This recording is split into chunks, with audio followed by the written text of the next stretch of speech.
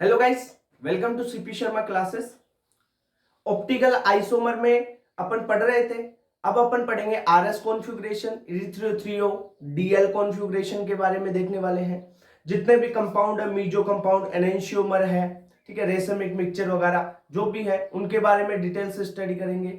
और जो optical isomer के नंबर है, यानी कितने नंबर ऑफ ऑप्टिकल आइसोमर या कितने नंबर ऑफ मीजो कंपाउंड बनेंगे किसी स्ट्रक्चर के, वो कैसे निकालते हैं, उनका फॉर्मूला क्या है, ट्रिक क्या है, उसके बारे में भी अपन यहाँ पे इस वीडियो में देखने वाले हैं। ठीक है, तो सबसे पहले मैं एक चीज बता दूं कि जो ऑप्टिकल आइसोमेरिज्म का ये वीडियो है ना, इससे जस्ट पहले वाला वीडियो अगर आपने नहीं देखा है क्लियरली, तो भाई इस वीडियो में दिक्कत होगी, क्योंकि वहां पे फिशर प्रोजेक्शन वगैरह सब कुछ मैं बता चुका हूं। और Fischer projection, correct Fischer projection देखना आना चाहिए।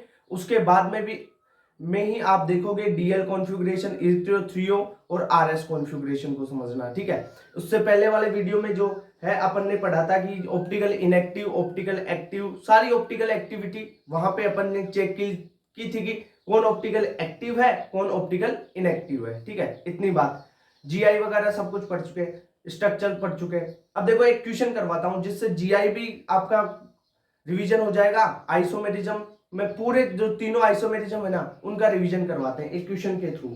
जैसे आपको एक क्वेश्चन दिया जा रहा है यहाँ पे, उसमें आपको चेक करके बताना है। जैसे क्वेश्चन है CH3, यहाँ पे कार्बन, यहाँ पे लगा दिया आपने C2H5, डबल बॉन्ड C, यहां पर आपने लगा दिया एक CH3 ग्रुप, दूसरा C, यहां पे एक CH3 ग्रुप लगा हुआ है, यहाँ पे CH और NO ये लगा हुआ है।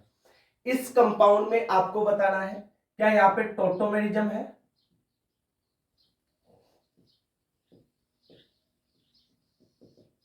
टोटोमेरिज्म बताओ। ज्योमेट्रिकल आइसोमेरिज्म क्या शो करेगा, आपको बताना है ऑप्टिकल आइसोमेरिज्म ये कंपाउंड शो करेगा या नहीं करेगा। तीनों चीजें देख लो। ठीक है, इसमें टोटोमेरिज्म भी बताना है, जीआई भी बताना है कि शो करेगा या नहीं करेगा, या ओआई भी बताना है। देखो एक बार रिवीजन करवाता हूं। सबसे पहले जीआई की बात कर लेते हैं अपन। जीआई कौन करेगा, कार्बन, कार्बन के बीच में डबल बॉन्ड है और उस डबल बॉन्ड से जो कार्बन लगा हुआ है उस पे दोनों ग्रुप डिफरेंट होने चाहिए। दोनों ग्रुप, इसमें देखो यहाँ पे CH3 है, यहाँ पे C2H5 है, यानी दोनों ग्रुप डिफरेंट है। ठीक है, यहाँ पे CH3 है और दूसरा अलग ग्रुप है, तो यानी ये जीआई तो शो करेगा। जो रेस्ट्रिक्टेड रोटेशन वाले कार्बन है, इनके अराउंड जो प्रत्येक कार्बन है उस पे दोनों ग्रुप लगे हुए हैं, वो दोनों डिफरेंट है, तो ये जीआई तो शो करेगा। ओके, क्या सर टोटोमेरिज्म यहाँ पे शो होगी इसमें, इस कंपाउंड में? देखो यहाँ पे देखो टोटोमर है नहीं इसका, यहाँ पे देखो एनओ वाला सिस्टम, तो क्या होगा, देखो एनओ है, इसके पास यहाँ पे हाइड्रोजन भी है, तो ये कंपाउंड क्या हो गया। इस वाले को बता रहा हूं, ये जो ये है, यहां पे आपको टोटोमेरिज्म शो होती दिखेगी। कैसे, CH बॉन्ड NO है ना, यहाँ पे एक CH3 ग्रुप लगा हुआ है और एक ये ग्रुप का ये वैलेंसी खाली है। देखो यहां से हाइड्रोजन है ना, ये यहाँ पे जाएगा, और जो नाइट्रोजन और ऑक्सीजन के बीच में डबल बॉन्ड है वो यहाँ पे आ जाएगा, तो क्या कंपाउंड बन जाएगा। ये देखो NO कैसे, NO ऐसे लगा हुआ है। ओके, तो क्या हो रहा है, हाइड्रोजन तो यहां पे जा रहा है, किस पे, ऑक्सीजन पे, और ये डबल बॉन्ड यहां पे आ रहा है, तो कुछ कंपाउंड ऐसा बन जाएगा C डबल बॉन्ड NOH। ठीक है, ये CH3, यानी यहां पे टोटोमेरिज्म शो हो रही है, टोटोमेरिज्म शो, टोटोमेरिज्म हो रही है। अब देख लो सर, क्या यहाँ पे ऑप्टिकल एक्टिव है कंपाउंड? भाई यहाँ पे तो देखो कोई ऑप्टिकली एक्टिव ये तो है नहीं ना, डबल बॉन्ड, ये जीआई वाला सिस्टम है। यहाँ पे देख लो मैंने क्या बोला था, अगर सिंगल कायरल कार्बन मिल जाए किसी कंपाउंड में तो आंख बंद करके लगा देना कि वो ऑप्टिकली एक्टिव है। सिंगल कायरल कार्बन, एक कायरल कार्बन, एक से ज्यादा कायरल कार्बन हो तब आपको प्लेन ऑफ सिमेट्री और सेंटर ऑफ सिमेट्री चेक करनी होती है। एक कायरल कार्बन मिले तो सीधा आप बोल दो कि ये ऑप्टिकली एक्टिव है। तो यहां पे देखो इस कार्बन को, देखो इस कार्बन को, इस कार्बन पे जो चारों ग्रुप है वो अलग अलग है। क्या, एक ग्रुप CH3, दूसरा ये हाइड्रोजन, ठीक है, तीसरा ग्रुप ये लगा हुआ है इतना बड़ा, और चौथा एक हाइड्रोजन और एक NO है। हाइड्रोजन को अपन ऐसे लिख लेते हैं। अब बताओ क्या इस पे जो चारों ग्रुप लगे हुए हैं वो डिफरेंट हैं क्या? इस कार्बन पे चारों ग्रुप डिफरेंट है, तो ये क्या हो गया? Chiral carbon.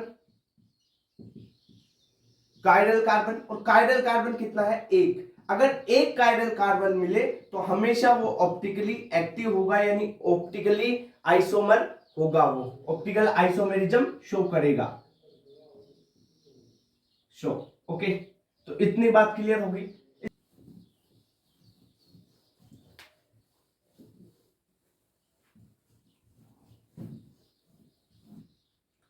अब अपन आ जाते हैं डीएल कॉन्फ़िगरेशन पढ़ते हैं, फिर इरिथ्रोथ्रियो पढ़ेंगे और आरएस कॉन्फ़िगरेशन कवर करने वाले हैं। ओके, तो पहले आप डालो डीएल कॉन्फ़िगरेशन कर लेते हैं, छोटा सा है।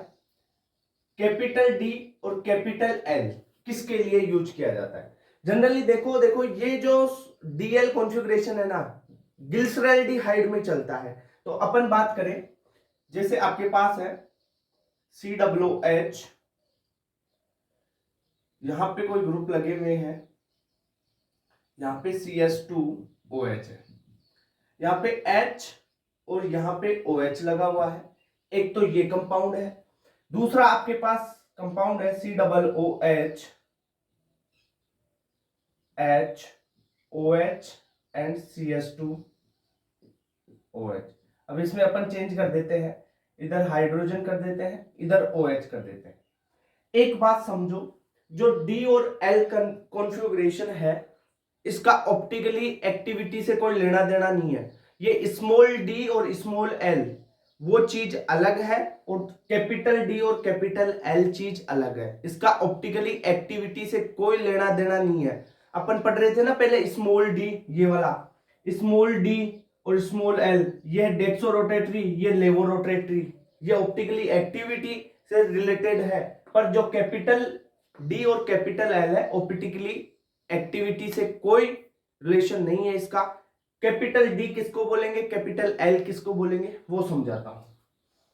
कैपिटल डी के लिए आप देखो, अगर जो OH ग्रुप है, OH ग्रुप है वो राइट साइड है। कहां पे? Right side. अब सर राइट साइड किसके, कैसे?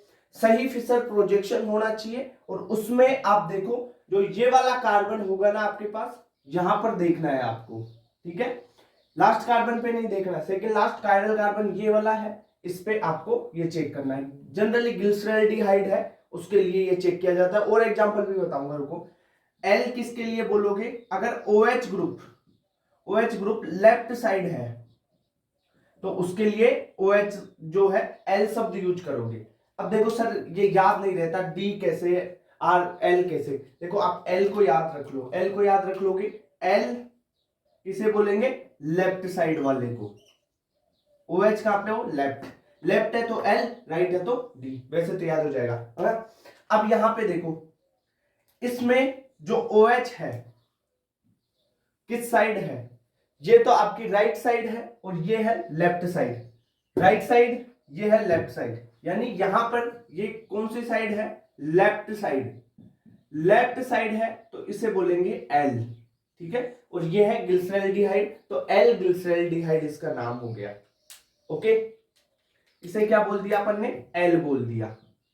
यहां पे देखो जो OH ग्रुप है, ये OH ग्रुप कौन सी साइड में है? राइट साइड में लगा हुआ है। राइट साइड में है तो इसे बोलेंगे अपन D। ओके, इतनी बात। तो इसका नाम D ग्लिसरॉल्डिहाइड नाम हो गया, ठीक है? नाम से आगे D लगाओ जब OH राइट साइड में हो, नाम से पहले L लगाओ जब OH लेफ्ट साइड में हो, ठीक है? ये बात क्लियर हुई। चलो एक एग्जांपल और देखो, जैसे COOH, HOH, CHO, इसके लिए बताओ। और एक बताओ COOH, OH यहां पे और यहां पे H है, ये है CHO, ठीक है? इसके लिए बताओ। अब क्या बोलोगे? आपको OH और H की पोजीशन देखनी है सही फिशर प्रोजेक्शन में। तो यहाँ पे OH कौन सी साइड में है? लेफ्ट साइड, तो ये हो गया L। यहाँ पे OH राइट साइड में है तो ये हो गया D। इतनी बात क्लियर हो गई? तो L और D का फंडा क्लियर है क्या आपको? ठीक है, अब इरिथ्रियो थ्रियो वाली चीज समझाता हूं, एक बार देखो।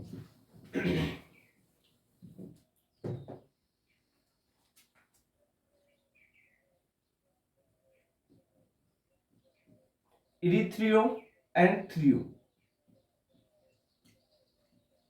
इरिथ्रियो और थ्रियो क्या है? जो OH है या सेम ग्रुप है, OH OH H H, जैसे सेम ग्रुप है ना, ये अगर सेम साइड रही, सेम ग्रुप अगर सेम साइड रही तो उसे बोलेंगे इरिथ्रियो, अगर अपोजिट साइड है तो उसे बोलेंगे थ्रियो। ठीक है, कैसे देखो, जनरली अपन देखें ना, थ्रियो और इरिथ्रियो ये जनरली दो कायरल कार्बन के लिए यूज किया जाता है ये सब। पर लगा दो, आपको अगर क्वेश्चन में भाई एनटीए ने क्वेश्चन दे रखा है 4 कायरल कार्बन भी यार इरिथ्रियो थ्रियो पूछा है, तब आप मना थोड़े करोगे, क्वेश्चन में तो लगाना है, आपको पता है कि सेम ग्रुप अगर सेम साइड है तो लगा दो इरिथ्रियो, और सेम ग्रुप अगर अलग अलग साइड है यानी अपोजिट ग्रुप सेम साइड हो गए तो थ्रियो। कैसे, एक बार समझाता हूं देखो। जैसे इरिथ्रियो किसके लिए बोलेंगे अपन, यहां पे लिख देता हूं पहले, इरिथ्रियो सेम ग्रुप सेम साइड। कैसे, और थ्रियो अपोजिट साइड। ठीक है, जैसे COOH, यहां पे CH2OH, OH OH H, एक तो ये है। दूसरा आप देखो COOH, यहां पे HOH है, दूसरा H, यहां पे OH, CH2OH। अब देखो इन दो कंपाउंड्स को देखो, यहां पे आपको पूछा है कि इरिथ्रियो और थ्रियो बताओ कौन सा इरिथ्रियो है कौन सा थ्रियो है। सबसे पहले आपको चेक करना है सेम ग्रुप कौन सी साइड में, देखो OH इधर है, इधर भी OH है, ये दोनों ग्रुप सेम साइड मिल रहे हैं तो इसे बोलेंगे इरिथ्रियो। ये हो गया इरिथ्रियो। यहां पे देखो OH एक इधर है, दूसरा OH इधर है, यानी इधर H है, तो अपोजिट हो गए ना, यानी इधर OH है इधर H है।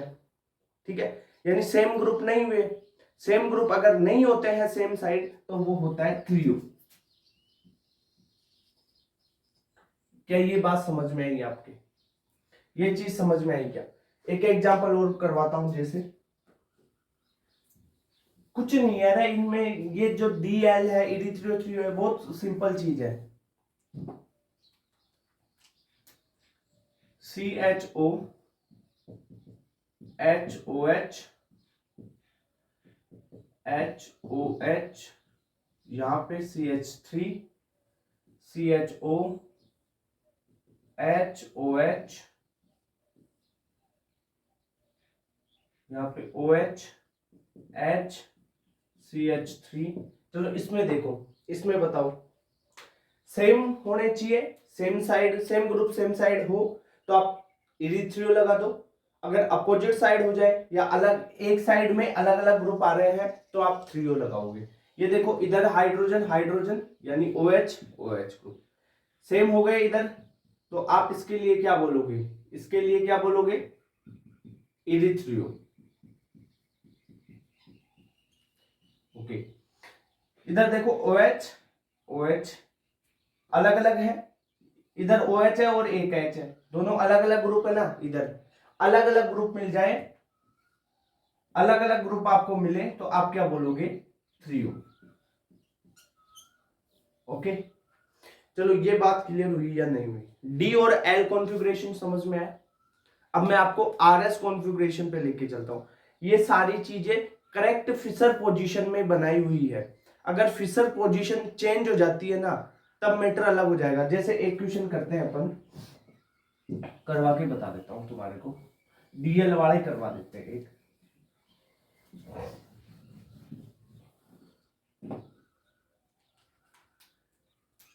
जैसे यहां पे बात करें CH3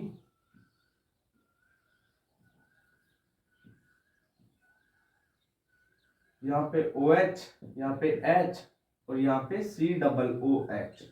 अब इसको आप बताओ कि ये डी है या एल कॉन्फ़िगरेशन। अब आप बताओ इसका क्या, ये सारी चीजें देख रहे थे ना अपन डीएल में, ओ एच और एच, वो करेक्ट फिशर पोजीशन के लिए देखते हैं डी और एल, करेक्ट फिशर पोजीशन के लिए, प्रोजेक्शन के लिए, पोजीशन में प्रोजेक्शन, करेक्ट फिशर प्रोजेक्शन मैंने बताया था आपको लास्ट लेक्चर में, लास्ट में, कि कैसे बनाते हैं फिशर। अब देखो इनमें सबसे प्रायोरिटी का फंक्शनल ग्रुप होगा ना, उसे फर्स्ट पोजीशन पे वर्टिकल लाइन में रखो, यहाँ पे CH3, यहाँ पे CWH पहली प्रायोरिटी वाला है तो ये यहाँ पे होना चाहिए। अब देखो क्या करना है आपको, इसको सही फिशर बनाने के लिए इस CWH ग्रुप को यहाँ पे होना चाहिए और CH3 को यहाँ पे होना चाहिए। अब ऐसा मैंने 3 तरीके बताए थे आपको सही फिशर बनाने के, जिनमें से पहला तरीका 180 डिग्री का चेंज कर दो, यानी 180 डिग्री घुमा दो।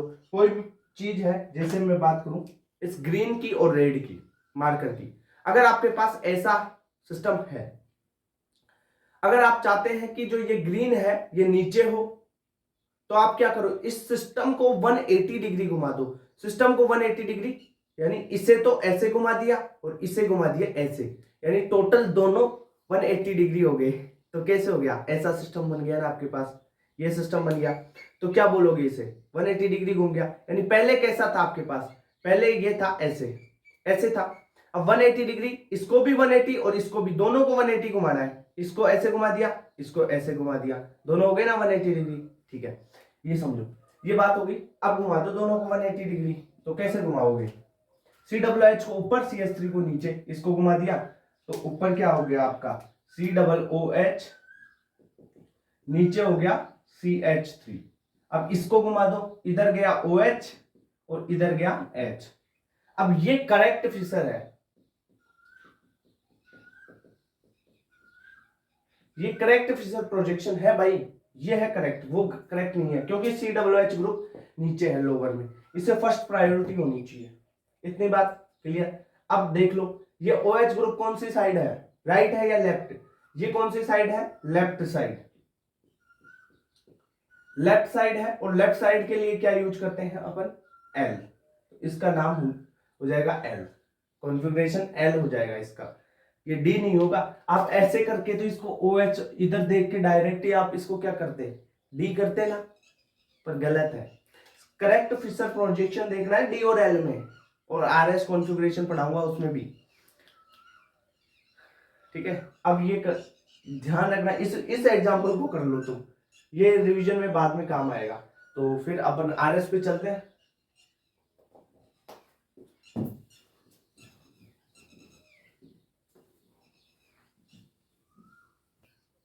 अब बात करते हैं R और S कॉन्फ़िगरेशन की। R का मतलब होता है रेक्टस, यानी क्लॉकवाइज, CW लिख देता हूं। S का मतलब क्या होगा, S का मतलब होगा सिनिस्टर, यानी एंटी क्लॉकवाइज। अगर क्लॉकवाइज घूमोगे तो आपको लिखना है R, एंटी क्लॉकवाइज घूमोगे तो लिखना है S। कैसे, सारी चीजें यहाँ पे समझते हैं। RS कॉन्फ़िगरेशन देखो, कुछ लोग अलग तरीके से बताते हैं, कुछ अलग तरीके, सबके मेथड अलग अलग होते हैं। देख अपन बिल्कुल सिंपल और सीधा शानदार तरीके से करने वाले हैं इसको। तो देखो सबसे पहले एक एग्जांपल से समझाता हूं।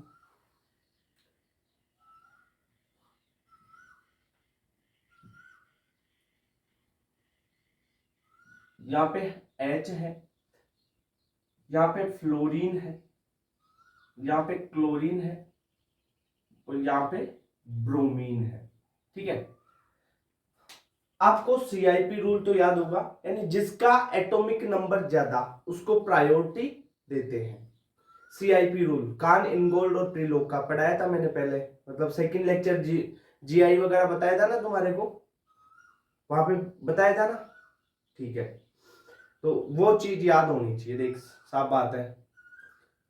CIP रूल एक बार दोबारा बताऊं तो क्या है CIP रूल, कि जिसका जितना ज्यादा एटॉमिक नंबर होगा उसको उतनी ज्यादा प्रायोरिटी देंगे, ठीक है बात, ओके चलो ठीक है। अब इसमें देखो सबसे ज्यादा एटॉमिक नंबर किसका है, ब्रोमीन का है, उसके बाद में क्लोरीन आता है, उसके बाद में फ्लोरीन का है, और सबसे कम है हाइड्रोजन का, तो प्रायोरिटी बेसिस पे दे दो, यानी पहली प्रायोरिटी होगी ब्रोमीन की, फिर हो गई क्लोरीन, फिर हो गई फ्लोरीन, और चौथे नंबर पे आ गया अपना हाइड्रोजन।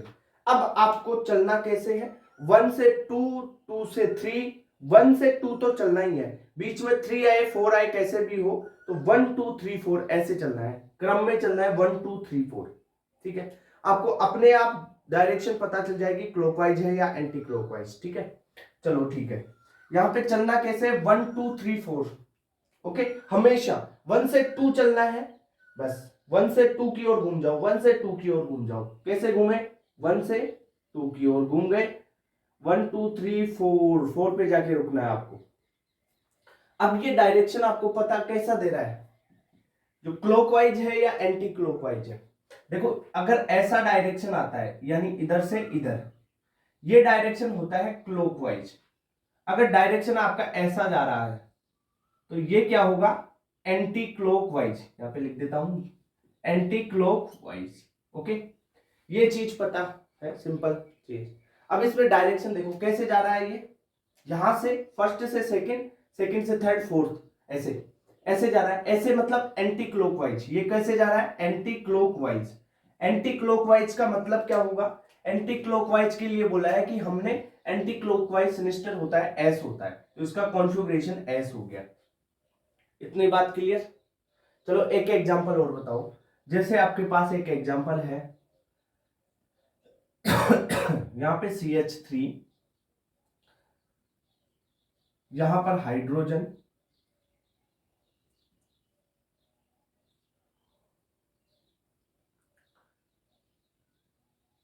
यहां पर आपका ले लो आप क्लोरीन ले लो, ठीक है, और यहां पर हाइड्रोजन और ड्यूटेरियम ले लेते हैं, हाइड्रोजन का ही समझता नहीं। ठीक है, इतनी बात क्लियर। अब इसमें आपको बताना है कैसा कॉन्फ़िगरेशन है, वही CIP रूल के हिसाब से प्रायोरिटी नंबर दे दो। CIP रूल क्या बोलता है, जिसका एटॉमिक नंबर ज्यादा उसको आप क्या दोगे, उतनी ही ज्यादा प्रायोरिटी। दूसरी बात, जो हाइड्रोजन है, ड्यूटेरियम है, ट्रिटियम है, ये आइसोटोप्स होते हैं, जिसमें जितना ज्यादा मास होगा वो उतना ज्यादा प्रायोरिटी वाला होगा। तो प्रायोरिटी की बात करें तो हाइड्रोजन, फिर ड्यूटेरियम, फिर ट्राइटेरियम। ठीक है, ये रहता है ट्रिटियम, ड्यूटेरियम। ठीक है, ये प्रायोरिटी ऑर्डर रहेगा। अब देख लो, आप आ जाओ नंबरिंग कर दो। सबसे ज्यादा प्रायोरिटी क्लोरीन का एटॉमिक नंबर सबसे ज्यादा है, क्योंकि 17 नंबर पे आ रहा है, 17 खतरा पहला हो गया। CH3 उसके बाद में, क्योंकि ये तो 1 नंबर पे है दोनों, ये 2 नंबर पे। ठीक है, अब देखो ड्यूटेरियम और हाइड्रोजन में से मास नंबर इसका ज्यादा हो रहा है ना, तो इसको क्या बोलोगे, ड्यूटेरियम की प्रायोरिटी ज्यादा, तो ये थर्ड पे आ गया और ये रह गया फोर्थ पे। ठीक है, अब चलो आप कैसे चलते हो इसमें, अगर अपन घूमे तो 1 से 2 3 4 ऐसे घूमना है, तो कैसे गए, 1 से 2, 2 से 3 4। ठीक है, ऐसे घूम गए, तो ऐसे घूम रहे हो तो कौन सा होगा, ऐसे आप कैसे घूम रहे हो, ऐसे क्लॉक ऐसे ही तो घूमती है, टिक टिक टिक टिक टिक टिक टिक टिक टिक टिक टिक टिक टिक टिक टिक। ठीक है, ऐसे घूमती है क्लॉक, तो ये क्या हो गया, क्लॉकवाइज। अब आप लिखो यहां पे क्या है, क्लॉकवाइज। क्लॉकवाइज है तो इसे क्या बोलेंगे, आर कॉन्फ़िगरेशन। इतनी सिंपल बात समझ में आई क्या। अब थोड़ा आगे एडवांस चलते हैं। अगर एक चीज अब ध्यान रखना, अब धीरे धीरे अपन लेवल बढ़ाते हैं इसमें। एक चीज आप ध्यान रखना कि अगर जो फोर्थ नंबर का ग्रुप है, फोर्थ नंबर का ग्रुप है, जो ये फोर्थ नंबर का ग्रुप है, ये हॉरिजॉन्टल लाइन पे हो,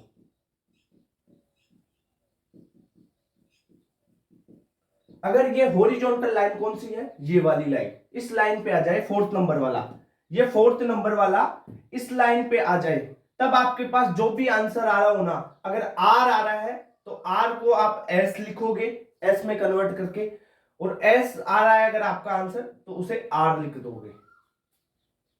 सर समझ में नहीं आया। अगर ये फोर्थ नंबर का ग्रुप मानो यहां पर होता हॉरिजॉन्टल लाइन पे, इस पोजीशन या इस पोजीशन में किसी भी पोजीशन पे, तो आपके पास मान लो आर आ रहा है ना, तो इस आर को आप एस लिखोगे।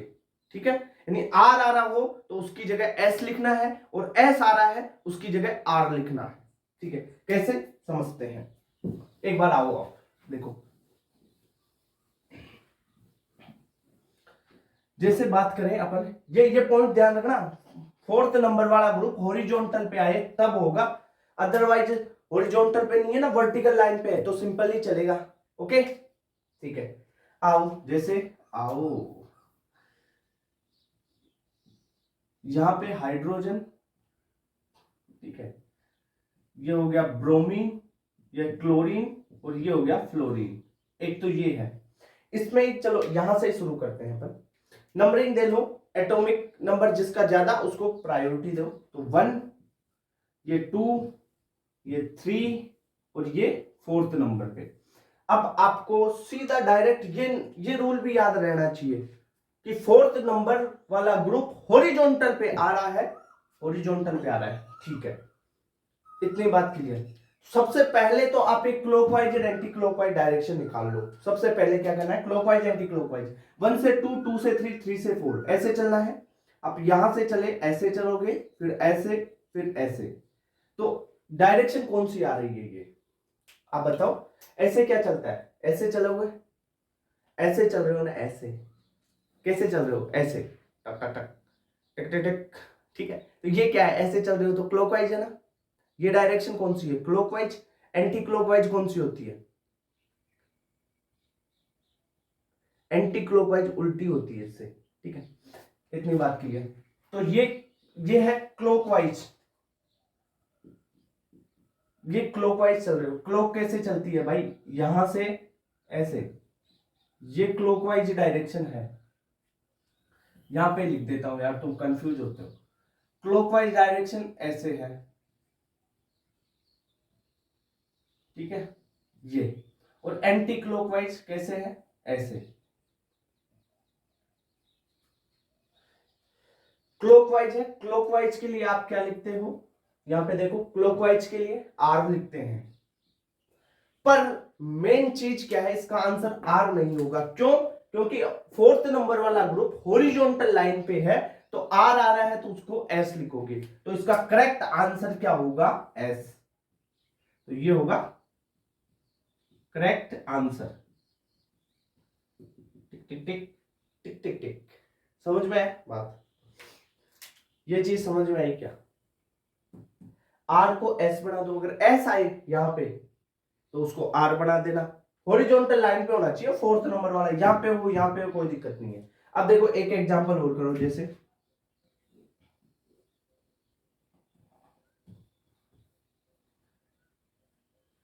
Cl Br I, तो यहां पे हाइड्रोजन, प्रायोरिटी दे दो।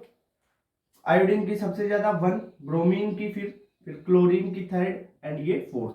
देखो 4th नंबर वाला कहां पे आ रहा है, हॉरिजॉन्टल लाइन पे, तो आप क्या करोगे, देख रहा है आर आ गया तो उसको एस में, एस आ गया तो उसको आर में कन्वर्ट कर देंगे सर। ठीक है, 1 2 3 ऐसे चल रहे हो 4 तक। ये कौन सी डायरेक्शन में आ गए आप, कौन सी डायरेक्शन है ये, एंटी क्लॉकवाइज। ये डायरेक्शन कौन सी है, एंटी क्लॉकवाइज। एंटी क्लॉकवाइज के लिए आप क्या बोलोगे, एस बोलोगे। एंटी क्लॉकवाइज के लिए क्या बोल रहे हो, एस बोल रहे हो। तो इसका करेक्ट आंसर क्या होगा, 4th नंबर वाला ग्रुप हॉरिजॉन्टल पे हो तो आप क्या करो, आंसर अगर एस आ रहा है तो उसको आर, आर आ रहा है तो एस, यानी एस को आप कन्वर्ट किस में कर दोगे, आर। ये हो गया करेक्ट।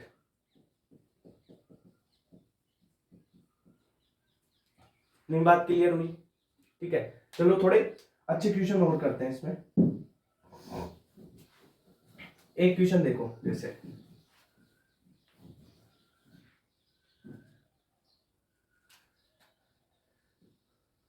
CHO OH H, यहां पे OH H CH, ठीक है। अब इसमें बताना है आपको R और S, बताओ कैसे करोगे। सबसे पहले ऊपर वाले इस कार्बन का चेक कर लेते हैं, इस कार्बन पे क्या होगा, फिर इसका चेक कर लेंगे। ठीक है, यानी ये C1 है, ये C2 कार्बन है, मान लो इतना मान लो। CHO OH H और इधर C, यानी यहां पे भी कार्बन, यहां पे कार्बन, यहां पे O। प्रायोरिटी किसको दोगे? ऑक्सीजन वाले को, ठीक है। तो ये 1 नंबर पे गया। दूसरे के बाद में, इसके बाद में आप क्या करोगे, यहां पे देखो इस कार्बन के साथ में ऑक्सीजन अटैच है, इस कार्बन के साथ में डायरेक्ट यहां पे ऑक्सीजन अटैच है, ठीक है। इस कार्बन पे फर्दर देखोगे तो हाइड्रोजन है, इस कार्बन पे फर्दर देखोगे तो एक CH3 लगा हुआ है, यानी हाइड्रोजन भी ले सकते हो, हाइड्रोजन तो बाद में लोगे ना, पहले CH3 है तो, ठीक है। तो दूसरे नंबर पे कौन सी प्रायोरिटी आ गई? इसकी आ गई। तो ये ग्रुप कहां पे हो जाएगा? दूसरे नंबर पे, ठीक है। अब ये हो गया 3rd नंबर का, और ये हो गया हाइड्रोजन 4th नंबर का। इतनी बात क्लियर? CIP रूल याद कर लो, ठीक है, एटॉमिक नंबर के हिसाब से। अब चलो कैसे चलोगे? 1 से 2, 2 से 3। तो आपका डायरेक्शन कैसा बन रहा है? जैसे 1 से 1 2 4 आ रहा है, कोई दिक्कत नहीं, जंप लगा दो। 1 2 से 3, 1 2 3 ऐसे चल रहे हो। ये डायरेक्शन किसकी है? ये डायरेक्शन किसकी है बताओ? ऐसा क्लॉकवाइज। तो ये आ रहा है क्लॉकवाइज। क्लॉकवाइज को क्या बोलते हैं? आर बोलते हैं, ठीक है। क्लॉकवाइज को आर रेक्टस बोलते हैं, आर। अब देखो ये जो हाइड्रोजन है 4th नंबर वाला ग्रुप है, 4th नंबर वाला ग्रुप है ना, ये किस पे है? हॉरिजॉन्टल लाइन पे। तो आर को आप क्या लिख दोगे? एस। तो करेक्ट आंसर हो गया आपका एस, ठीक है, इसके लिए। इतनी बात क्लियर? समझ में आया? चलो ठीक है, ये ऊपर वाले का तो हो गया फंडा। अब नीचे वाले कार्बन की बात कर लेते हैं। मिटाओ, नीचे वाले कार्बन में आ जाओ। यहां पे देखो इस कार्बन पे OH पहली प्रायोरिटी ऑक्सीजन को, दूसरी कार्बन को। अब इस कार्बन को देखो, इस कार्बन से तीनों हाइड्रोजन जुड़े हुए हैं, यहां पे तो कार्बन के साथ ऑक्सीजन, तो दूसरी प्रायोरिटी इसको, तीसरी इसको, ठीक है, और ये हाइड्रोजन चौथी प्रायोरिटी, ठीक है। इतनी बात क्लियर? अब देखो चलो 1 2 3, 1 से 2 की तरफ घूम जाओ, 1 से 2 की तरफ सीधा घूमो, फिर 4th बीच में आना, कोई दिक्कत नहीं है, 3 की तरफ चलो। यानी अगर 4 नंबर बीच में आए, कहीं पे भी आए, आपको 1 2 3 वाला डायरेक्शन लेना है। कैसे? 1 2 3, हमेशा 1 2 3। 1 से 2 की तरफ घूमना, 1 से 3 की तरफ मत घूम जाना। 1 से 2 की तरफ, फिर आगे चले जाओ, 1 से 2 फिर आगे चलते जाओ, जैसे डायरेक्शन है उस डायरेक्शन में, ठीक है। ये अब इसको देखो, ये कैसे घूम रहा है? एंटी क्लॉकवाइज, एंटी क्लॉकवाइज घूम रहा है। एंटी क्लॉकवाइज के लिए आप क्या यूज करते हो? एस, ठीक है सर, एंटी क्लॉकवाइज के लिए एस यूज करते हैं, सिनिस्टर एस, ओके। अब देखो यहां पर आप जो ये 4th पोजीशन, 4th नंबर का जो ग्रुप है वो हॉरिजॉन्टल पोजीशन पे है। अगर हॉरिजॉन्टल पोजीशन पे 4th नंबर का ग्रुप है तो आर को एस और एस को आर में चेंज कर देते हैं, यानी एस आया है तो इसका आंसर हो जाएगा आर, ओके। ये दो चीजें आपको याद रखनी पड़ेगी, कैसे निकालना है। अगर देखो 4th नंबर का ग्रुप हॉरिजॉन्टल लाइन पे आ जाए ना, तब ही आर को एस और एस को आर चेंज करना है, अदरवाइज आपके जो आंसर आ रहा है वही लिखना है, ठीक है। ये हो गया। चलो एक एग्जांपल और करते हैं अच्छा सा, उसके थ्रू समझना। क्वेश्चन है जैसे CH3, यहां पे ब्रोमीन, यहां पर हाइड्रोजन, ठीक है। नेक्स्ट कार्बन पे अपन ले लेते हैं क्लोरीन और हाइड्रोजन, ठीक है। यहां पे आ गया आपका CH3 वापस। अब इसकी RS नेमिंग करनी है, कैसे करोगे? इस कार्बन की और इस कार्बन की, दोनों कार्बन की बताना है।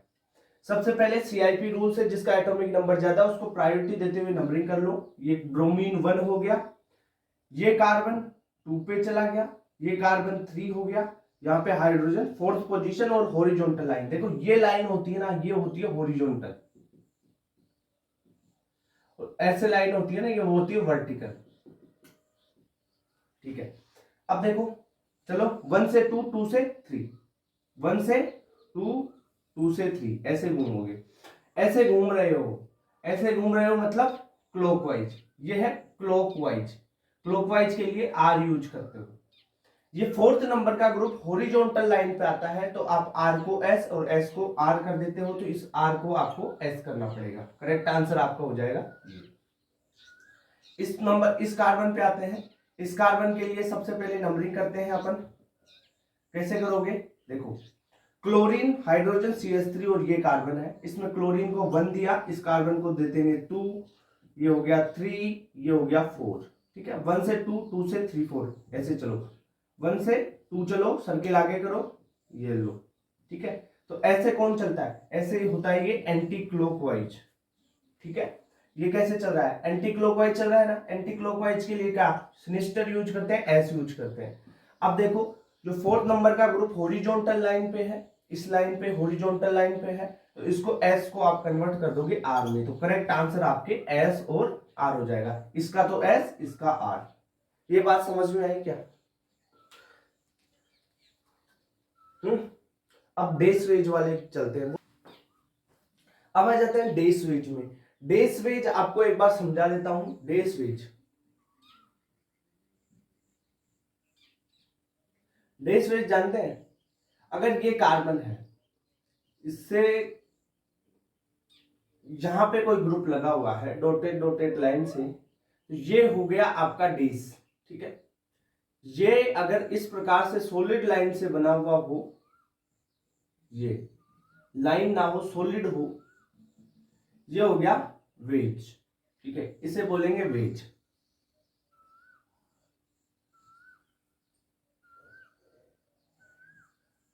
ये हो गया वेज, ये हो गया डेज। ठीक है, यहां से दो लाइन से कोई ए बी सी डी कोई ग्रुप लगे हुए हैं, तो डेज वेज समझ में आया क्या? इतनी सी बात, ये चीज समझ में। अब देखो, अगर आपका डेज वेज में 4th नंबर का ग्रुप, 4th नंबर का ग्रुप अगर इस डेज पे है ना, 4th नंबर का ग्रुप अगर डेज पर है, तो भाई बहुत सिंपल क्वेश्चन होगा। ठीक है, जैसे कैसे करना है सर क्वेश्चंस को, जैसे कार्बन, यहां पे आपके पास है फ्लोरीन, एक लाइन से हमने जोड़ा, आपके पास यहां पे क्लोरीन। ओके,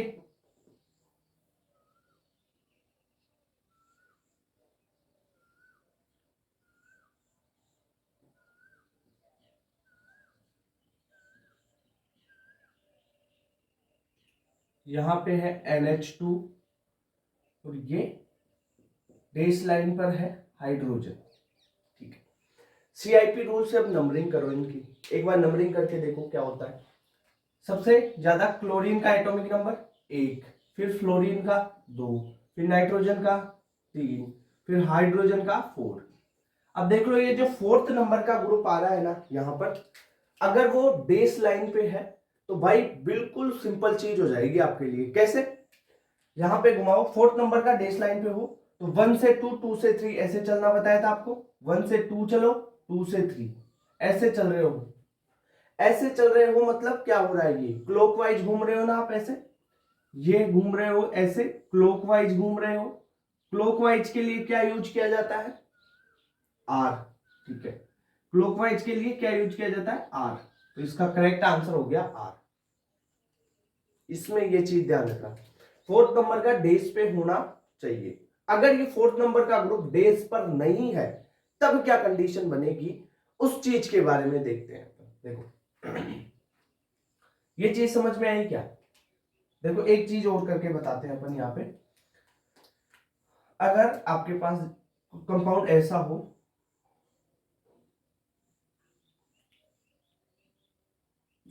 यहाँ पे फ्लोरीन लगा दिया अपन ने और यहाँ पे क्लोरीन लगा दिया, ये NH2 हो गया। NH2 को हटा देते हैं अभी। ये बेस पर है आपके पास NH2। ठीक है, और यहां पर है आपके पास हाइड्रोजन। अब नंबरिंग करो एक बार, कैसे करोगे, क्लोरीन की 1, फ्लोरीन की 2, NH2 3rd पे आ गया और हाइड्रोजन 4 पे आ गया। अब एक चीज ध्यान रखना, जैसे वहां पे सिंपल में मैंने क्या बताया था कि अगर हॉरिजॉन्टल लाइन पे, हॉरिजॉन्टल जो लाइन है उस पे 4th नंबर का ग्रुप आ जाए, तब आप R को S और S को R करते हैं। यहां पे क्या ध्यान रखना है, अगर 4th नंबर का ग्रुप, 4th नंबर का ग्रुप जो आपका ये वेज है, वेज लाइन पे आ जाए, 4th नंबर का ग्रुप वेज लाइन पे आ जाए, फोर्थ नंबर का ग्रुप वेज लाइन पर आ जाए तब आर को एस और एस को आर कर देना है। ठीक है, तो लिख लो इसके लिए, अगर डेस वेज में आपको चीजें दे रखी है तब आपको क्या यूज करना है, फोर्थ नंबर का ग्रुप, जो फोर्थ नंबर का ग्रुप है वो अगर वेज पे हो, वेज लाइन पे हो, इस पे वेज पर हो, तो आप आर आएगा तो उसको एस में कन्वर्ट कर देना, और एस हो आपके पास तो उसे आर में लिख देना। तो ये करेक्ट आंसर हो जाएंगे आपके पास। ठीक है, इतनी बात क्लियर। अब देखो इसमें, चलो नंबर आंसर निकालो इसका। 1 से 2, 2 से 3, 1 से 2 और 2 से 3 इस प्रकार घूम रहे हैं। ऐसे घूमना क्या है, इस प्रकार घूमना क्या है, क्लॉकवाइज है ना। ठीक है, अपन ने घूमा क्लॉकवाइज, क्लॉकवाइज घूमा तो आता है आर। ठीक है, क्लॉकवाइज के लिए आर आता है।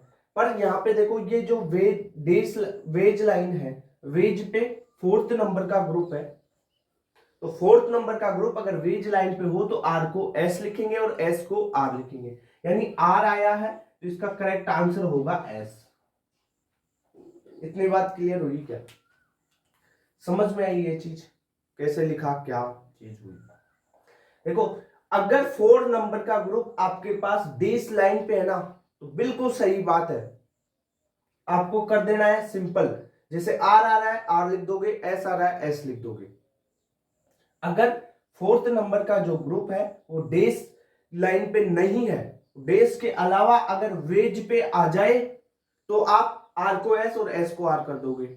अब सर एक कंडीशन ये भी तो हो सकती है कि जो ये फोर्थ नंबर का ग्रुप है ये दो इन सॉलिड लाइंस पे भी तो आ सकता है, इन लाइंस पे भी तो आ सकता है फोर्थ नंबर का ग्रुप। ठीक है सर, हो सकता है, ऐसा भी हो सकता है। तो उसके लिए क्या करेंगे फिर सर, उसके लिए आप एक इवन नंबर का इंटरचेंज कर दो। इवन नंबर का इंटरचेंज मतलब जो ग्रुप्स है ना उनको ऐसा चेंज करो 2 बार, 2 बार यानी इवन नंबर में 2 बार या 4 बार 6 बार, ओड नंबर में नहीं करना है चेंज। चेंज कैसे करते, देखो एक चीज बताऊं, ये उठा लिया क्या पूरा, चलो अब देखो अगर इस लाइन पे आ जाए, इन लाइंस पे आपका फोर्थ नंबर का ग्रुप हो तब चेंज कैसे करना है, आप इवन नंबर का इंटरचेंज करोगे। इंटरचेंज कैसे करते हैं एक चीज बता दो तुम्हारे को, इंटरचेंज बताऊं, जैसे यहाँ पे ए है, यहाँ पे बी है, यहाँ पे सी है और यहाँ पे डी है, इसमें इवन नंबर का इंटरचेंज कैसे होगा, या तो ए को सी की जगह लिख दो और सी को ए की जगह लिख दो, एक इंटरचेंज हो गया ये। दूसरा इंटरचेंज या तो बी ए बी कर दो या इसको कर दो ना आप, बिल्कुल सिंपल है, जो आवश्यकता पड़े ना उसको चेंज कर लो, यानी आपको इंटरचेंज करना है, इंटरचेंज करके इस डेज पे लाना है फोर्थ नंबर के ग्रुप को, तो आप क्या करोगे, इन दोनों को चेंज कर लो, और यहाँ पे अगर फोर्थ नंबर है तो इन दोनों को चेंज कर लो। बताता हूं रुको एक बार, ये तो थ्योरी बताइए आपको डस्टर।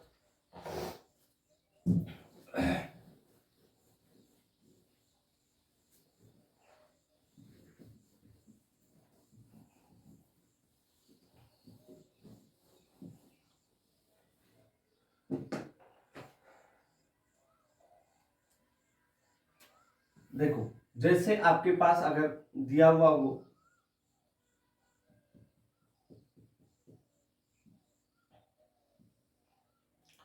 यहां पर कोई हाइड्रोजन दे रखा है, ठीक है, यहां पे आपको दे दिया ब्रोमीन, ठीक है, ये फ्लोरीन आ गया और यहां पे आ गया क्लोरीन। ओके, इतनी बात क्लियर, ठीक है।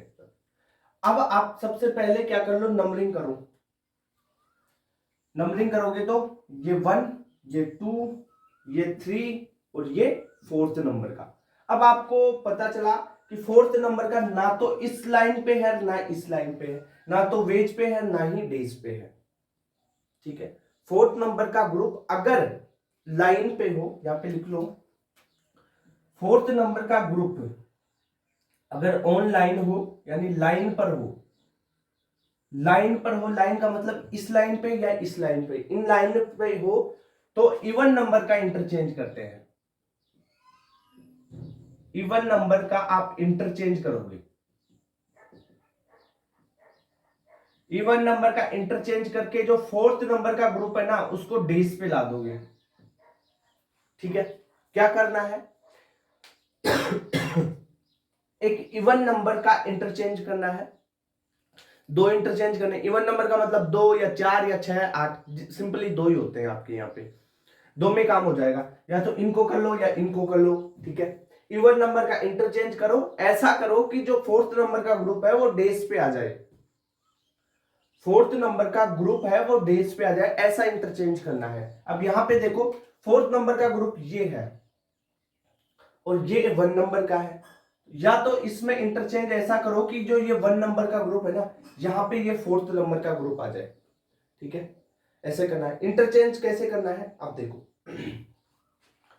दो इंटरचेंज इवन नंबर इंटरचेंज करने, इस हाइड्रोजन को यहां पे, ब्रोमीन को यहां पे, एक इंटरचेंज हो गया, तो हाइड्रोजन तो यहां पे आ गया, ब्रोमीन यहां पे गया, पर एक इंटरचेंज हुआ है, एक और करना है। यानी इवन नंबर के इंटरचेंज करते हो ना तब आइडेंटिकल ही रहते हैं, और ओड नंबर में कर देगा ना इंटरचेंज तो वो एनेंशियोमर वगैरह बन जाएंगे, ये ध्यान रखना।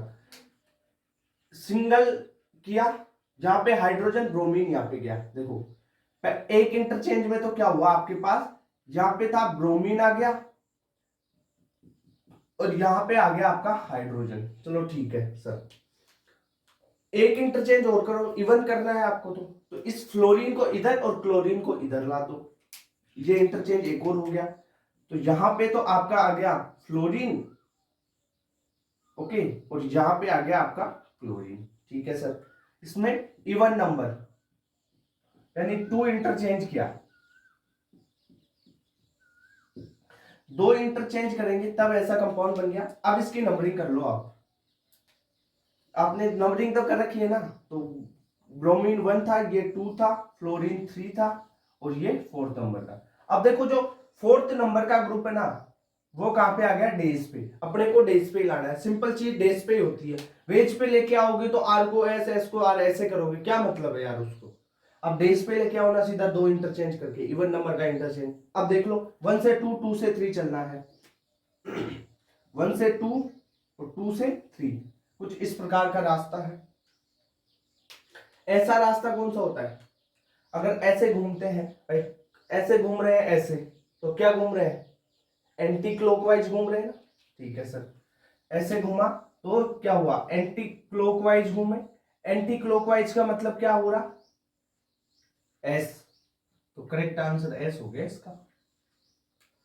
ऐसे तो आप निकालोगे तो 1 2 3 4, इसमें भी यार हो सकता है, पर ये गलत है, इस तरीके का ऐसे कुछ में होगा, क्वेश्चन गलत हो जाएगा आपका।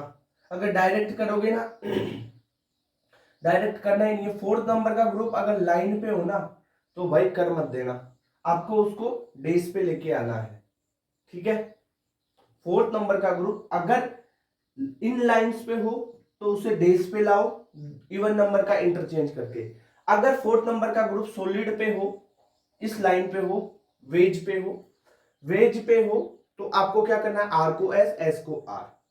ठीक है, और सिंपल अपन ने पढ़ा था उसमें हॉरिजॉन्टल लाइन पे होता है तो उसको आर को एस, एस को आर। ठीक है, ये आर एस कॉन्फ़िगरेशन के सारे कॉन्सेप्ट बता दिए भाई, जिसको भी समझ में नहीं आया ना एक बार यहां तक दोबारा देखना भाई सारी चीज, क्योंकि आर एस कॉन्फ़िगरेशन से मैं सारी चीजें समझा दूंगा, एनेंशियोमर भी इसी से समझा सकता हूं मैं, मीजो कंपाउंड इसी से बता सकता हूँ, रेसमिक मिक्सचर भी इसी से बता सकता हूँ।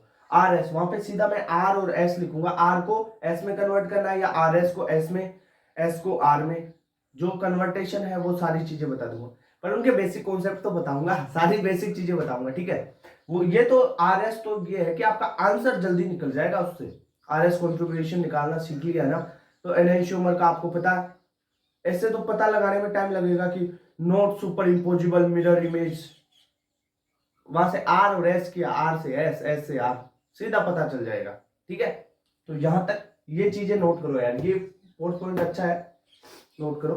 अब आगे चलते हैं, अब बात करते हैं एनेंशियोमर की। एनेंशियोमर क्या होते हैं, ये मिरर इमेज होते हैं, मिरर इमेज होते हैं पर एक दूसरे के ऊपर सुपर इम्पोज नहीं होते हैं, पहली बात।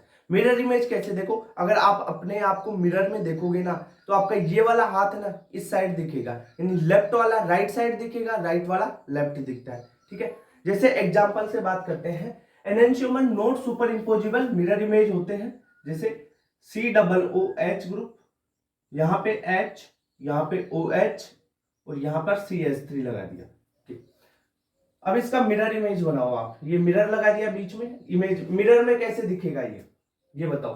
देखो COOH ऊपर का ऊपर दिखेगा, CH3 आपके सिर और पैर तो मिरर में वैसे के वैसे दिखते हैं, ये वाला हाथ इधर आ जाता है, इधर वाला हाथ इधर दिखता है, ठीक है। ये वाला भाग इधर दिखता है और इधर वाला भाग इधर, लेफ्ट राइट, राइट वाला लेफ्ट, ठीक है।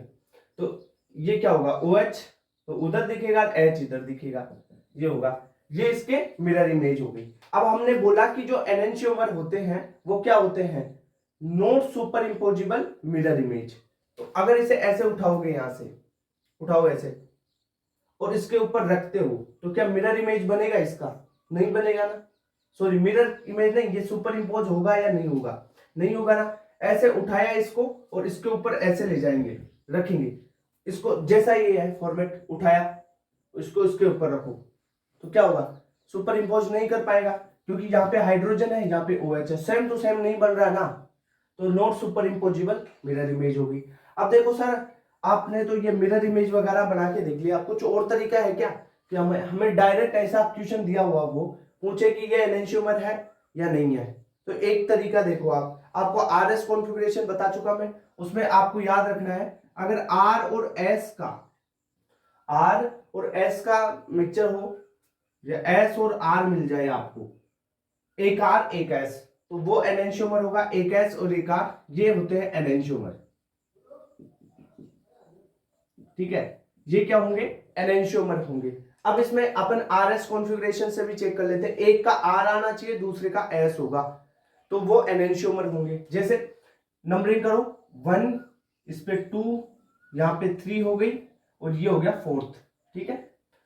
देखो 1 से 2, 2 से 3 चलना है, 1 से 2 चलो, 2 से 3 ऐसे आ रहे हैं, ऐसे आ रहे हैं, तो क्लॉकवाइज रोटेशन कर रहा है ये, और क्लॉकवाइज रोटेशन कर रहा है, उसके लिए आप क्या यूज करते हो, R यूज करते हो ना क्लॉकवाइज के। अब देख लो जो चौथे नंबर का ग्रुप है वो है हॉरिजॉन्टल, तो R को क्या लिख दोगे, S लिख दोगे, ठीक है। तो इसका कॉन्फ़िगरेशन क्या आ गया, S आ गया। यहां पे देखो ये 1, ये 2, ये 3 और ये 4th नंबर पे। अब चलो 1 से 2 चले, 2 से 3 ये आ गए। अब ये देखो ये कौन सा क्लॉकवाइज हो रहा है, एंटी क्लॉकवाइज, एंटी क्लॉकवाइज के लिए S यूज करते हैं, ठीक है। अब देखो यहाँ पे जो 4th नंबर का ग्रुप, यहाँ पे भी हॉरिजॉन्टल पे है, तो S को क्या लिख दोगे, R लिख दोगे। अब देखो यहाँ पे एक कॉन्फ़िगरेशन S आया है तो दूसरा R आया है, यानी S और R आ गए, एक S आया है दूसरा R आया है, तो उसे बोलेंगे एनेंशियोमर। अगर आपने RS कॉन्फ़िगरेशन सीख लिया ना तो भाई एनेंशियोमर, मीजो, रेसमिक सब कुछ याद हो जाएगा, एक R एक S आए तो एनेंशियोमर हो गया, ठीक है। इतनी बात क्लियर हुई क्या, हमने बोला कि जो एनेंशियोमर होते हैं वो मिरर इमेज तो होते हैं एक दूसरे की, पर नॉट सुपर इम्पोजिबल, एक दूसरे पे सुपर इम्पोज नहीं होते हैं, पहली बात ये हो गई। अब देखो इसकी फिजिकल और केमिकल जो प्रॉपर्टीज होती है वो सेम होती है, इसकी फिजिकल प्रॉपर्टी सेम हो गई, मतलब इसको फ्रैक्शनल डिस्टिलेशन, क्रिस्टलाइजेशन, इनसे डिफरेंट कंपाउंड को सेपरेट नहीं कर सकते R और S वाले, जो ये एनेंशियोमर है उनको, ठीक है। एनेंशियोमर को आप सेपरेट नहीं कर पाओगे, किससे, फ्रैक्शनल डिस्टिलेशन, क्रिस्टलाइजेशन से। क्यों, क्योंकि इनकी फिजिकल प्रॉपर्टी सेम होगी, और फिजिकल प्रॉपर्टीज अगर डिफरेंट हो तब आप फ्रैक्शन, डिस्टिलेशन, क्रिस्टलाइजेशन वगैरह इनसे डिफरेंट जो है एनेंशियोमर उनको सेपरेट करते हो, तो फिजिकल प्रॉपर्टी सेम है तो सेपरेट ही नहीं कर पाओगे, इतनी बात क्लियर। एनेंशियोमर का 1 by 1 का मिक्सचर होता है ना, उसे रेसमिक मिक्सचर बोलते हैं, और वो अपन पढ़ने वाले हैं, रेसमिक मिक्सचर के बारे में फुल डिटेल से पढ़ेंगे। जो एनेंशियोमर का 1 by 1 का रेशियो होता है उसे रेसमिक मिक्सचर बोलते हैं। तो सर जो रेसमिक मिक्सचर है क्या वो ऑप्टिकली एक्टिव होगा या इनएक्टिव, वो ऑप्टिकली इनएक्टिव होता है ड्यू टू एक्सटर्नल कंपनसेशन, वो सारी चीज मैं बताने वाला हूं आपको। पहले देखो एक चीज बता दूं आपको, जैसे जो एनेंशियोमर होते हैं ना, एक एग्जांपल देते हैं, उसके बेसिस पे आप बताओ कि क्या ये एनेंशियोमर है। COOH, यहाँ पे OH, यहाँ पे H, OH, H, CH3, ठीक है। COOH, यहाँ पे H कर लो आप, ठीक है, और यहाँ पे OH कर लो।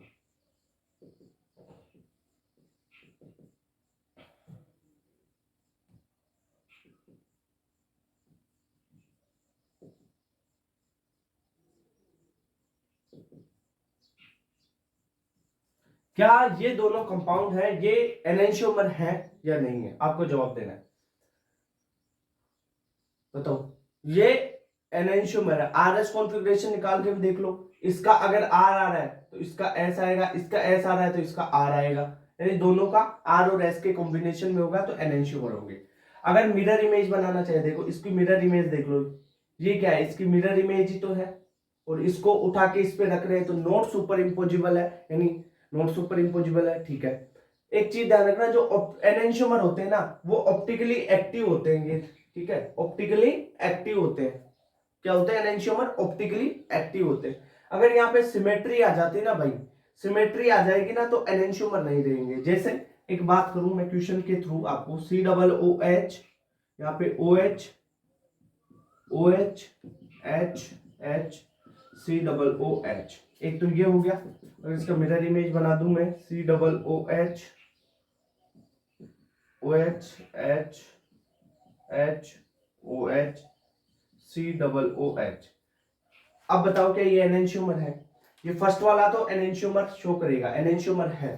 ये वाला एनेंशियोमर नहीं है। यहां से काट के देखो, सिमेट्री आ गई ना, सिमेट्री है, पहली बात सिमेट्री है तो नॉट एनेंशियोमर। ओके, ये आइडेंटिकल हो गया ना भाई, समझ रहे? इसको उठा के कैसे भी घुमा ले यार, 180 डिग्री का रोटेशन कर दे, आइडेंटिकल ही होता है। और अगर आप देखो जो सिमेट्रिकल, ये ज्यादातर कंपाउंड होते हैं ना, ये जो नॉट एनेंशियोमर होंगे ज्यादातर क्या पूरे होंगे। और अपन बात कर रहे थे एनेंशियोमर की, इसमें एक R एक S होगा। चलो ठीक है, इतना कंप्लीट हो गया। अब चलते हैं नेक्स्ट टॉपिक। अब बात करते हैं डायस्टेरियोमर। जो डायस्टेरियोमर होते हैं ना, आपने जीआई पढ़ रखी है ना, तो जनरली जितने भी जीआई शो हो रहे हैं ना वो डायस्टेरियोमर होते हैं। जनरली बोल रहा हूं, जनरली जनरली। अब डायस्टेरियोमर क्या होंगे सर? ये ना तो मिरर इमेज होते हैं एक दूसरे की, ना ही एक दूसरे पे सुपर इम्पोज होते हैं, यानी एक को उठा के दूसरे पे रखोगे ना उसकी मिरर इमेज बना के भी मिरर इमेज ही नहीं बनेगी। अगर एक को उठा के दूसरे पे रखोगे तो वो उसको सुपर इम्पोज नहीं कर पाएगा। इतनी बात क्लियर है? जैसे एग्जांपल से समझते हैं इसको। यहाँ पे है CH3, यहाँ पे ले लिया अपन ने CHO, ठीक है, OH, यहाँ पे OH, ये H, ये H। एक तो ये कंपाउंड है। दूसरा कंपाउंड है आपके पास CH3, यहाँ पे OH, यहाँ पे H, यहाँ पे OH, यहाँ पे H, और ये CHO। अब इन दोनों कंपाउंड्स को ध्यान से देखो, क्या ये कंपाउंड है, ये इसका मिरर इमेज बना रहा है क्या? मिरर इमेज बना रहा है क्या? नहीं बना रहा है सर, ठीक है, मिरर इमेज भी नहीं बना रहा है। अगर इस कंपाउंड को ऐसे उठा के इसके ऊपर रखते हैं तो क्या इसको पूरा ढक लेगा, सुपर इम्पोज कर लेगा क्या? नहीं कर पाएगा ना सुपर इम्पोज, तो इसे बोलेंगे डायस्टेरियोमर, ठीक है सर। ये तो चीज आपने ऐसे बता दी। RS कॉन्फ़िगरेशन आता है हमारे को तो, और उससे बताओ कैसे होगा। तो देखो, अगर ये एक कंपाउंड आपको, एक कंपाउंड में एक कार्बन S है, दूसरा कार्बन R है, तो नेक्स्ट में इसका जो जो डायस्टेरियोमर होगा वो क्या होगा? या तो R हो सकता है, ठीक है। अगर आपके पास SR एक है तो इसका जो डायस्टेरियोमर है वो SS के साथ भी हो सकता है। यानी एक कंपाउंड ऐसा है जो SR है या SR है, उसका RR मिल जाए या SS मिल जाए दूसरे वाले कंपाउंड में, दोनों कार्बन, ठीक है, तो वो डायस्टीरियोमर होगा। एक कंपाउंड आर और एस है तो ये आपको आर आर मिल सकता है, अगर आर और एस है तो ये एस एस भी मिल सकता है। ठीक है, वही सेम बात है ना? मतलब क्या है, एक कार्बन एस और दूसरा कार्बन आर है तो उसका डायस्टीरियोमर कौन सा होगा, या तो एस एस वाला होगा या आर आर वाला होगा। ठीक है, तो जी इस प्रकार आप कैसे चेक करोगे, ये चेक करोगे आप किससे, जो आर और एस कॉन्फ़िगरेशन है उससे आप इस प्रकार इनमें चेक कर सकते हो। ओके, इतनी बात क्लियर। अब देखें जो डायस्टीरियोमर होते हैं ना, उनकी जो केमिकल प्रॉपर्टी है वो सेम होती है। एनेंशियोमर की केमिकल और फिजिकल दोनों प्रॉपर्टी सेम होती है, बट डायस्टीरियोमर की जो फिजिकल प्रॉपर्टी है ना वो अलग अलग होगी। और मैंने बताया था कि अगर फिजिकल प्रॉपर्टी अलग अलग है तो उसे अपन जो है फ्रैक्शनल डिस्टिलेशन, क्रिस्टलाइजेशन, इन मेथड से सेपरेट कर सकते हैं। तो डायस्टीरियोमर को सेपरेट किससे किया जा सकता है, फ्रैक्शनल डिस्टिलेशन, दूसरा क्रिस्टलाइजेशन, क्योंकि इनकी फिजिकल प्रॉपर्टी अलग अलग है। ध्यान रखना, इंपॉर्टेंट पॉइंट है। जो डायस्टीरियोमर है ऑप्टिकली एक्टिव भी हो सकते हैं और नहीं भी, ये ध्यान रखना, ऑप्टिकली एक्टिव भी मिल सकते हैं और ऑप्टिकली इनएक्टिव भी मिल सकते हैं। इतनी बात क्लियर। अगर डायस्टीरियोमर की बात कर रहे हैं अपन पहले बता दिया कि जो डायस्टीरियोमर है जनरली जो जीआई शो करने वाले कंपाउंड है ना वो जनरली डायस्टीरियोमर होते हैं सारे, पर सारे डायस्टीरियोमर जीआई शो नहीं करते हैं। सारे डायस्टीरियोमर जीआई शो नहीं करते हैं, पर लगभग जनरली सारे जीआई शो करने वाले डायस्टीरियोमर होते हैं। ओके, ये डायस्टीरियोमर की पूरी कहानी समझ में आई ये चीज। अगर इस प्रकार नहीं देखना आता आपको, मिरर इमेज और नोट सुपर इंपोजिबल कर सकते हो तो आरएस कॉन्फ़िगरेशन से ध्यान रख लेना। ये सब डायस्टीरियोमर की शर्तें हैं। अगर एक चीज याद रखो, कैसे याद रखोगे, अगर एक कंपाउंड आर है और दूसरा एस है ना तो इसका डायस्टीरियोमर अगर आपको एस एस मिल जाए तो होगा और आर आर मिल जाए तो होगा। ठीक है, इन दोनों के साथ ही ये डायस्टीरियोमर होगा। ठीक है, समझ में आएगा कैसे, ये सारी चीज वही है, इससे ही बना के लिखी है। पहले एस कर दिया फिर आर कर दिया, कोई मतलब नहीं है। आर एस देख लो, एक में आर, एक यहां पे आर और एस होना चाहिए, तो दूसरे में एस एस हो या आर आर हो तो वो डायस्टीरियोमर होगी। ठीक है, अगर सेम हो जाते हैं, एक में आर एस है दूसरे में भी आर एस है तो क्या होगा, आइडेंटिकल हो जाएगा। और एनेंशियोमर क्या होते हैं, आर का एस बन जाए एस का आर बन जाए, वो एनेंशियोमर हो जाते हैं। पता चला? ठीक है, तो इसको नोट करो। ठीक है, मीजो कंपाउंड्स के बारे में और रेसेमिक मिक्सचर के बारे में। सबसे पहले मीजो कंपाउंड्स देखते हैं क्या होते हैं। जो मीजो कंपाउंड होंगे उनमें प्लेन ऑफ सिमेट्री और सेंटर ऑफ सिमेट्री होगा।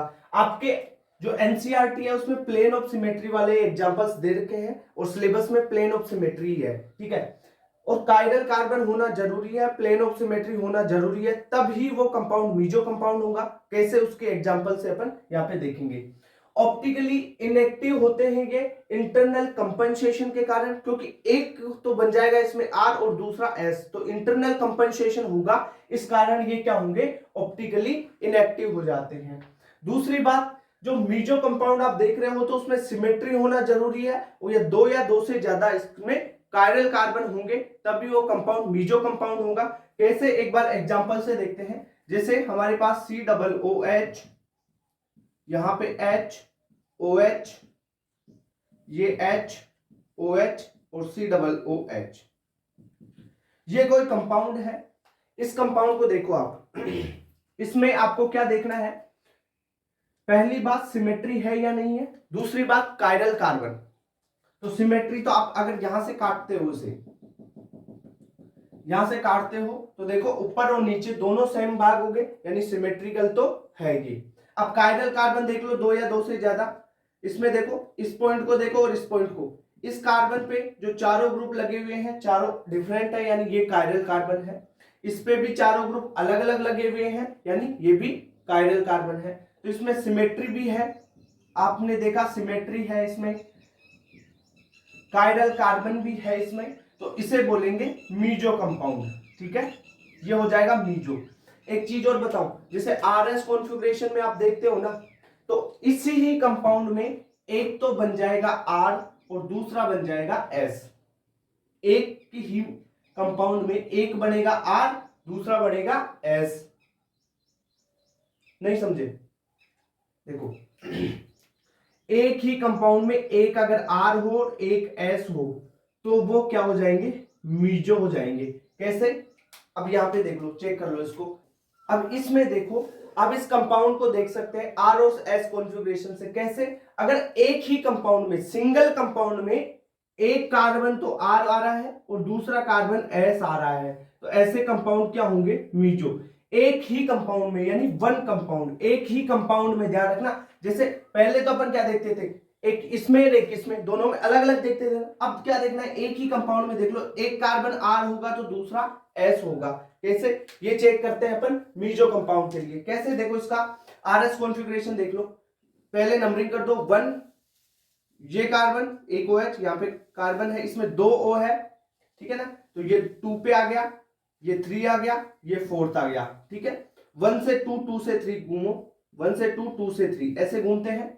इस प्रकार घुमा तो ये क्या है, क्लॉकवाइज रोटेशन। पहली बात, क्लॉकवाइज रोटेशन के लिए आप आर लिखते हैं।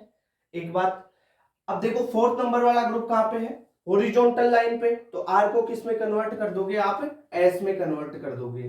तो ये हो गया पहला कार्बन तो एस वाला। अब इस सेकेंड कार्बन की बात कर लेते हैं अपन। देखो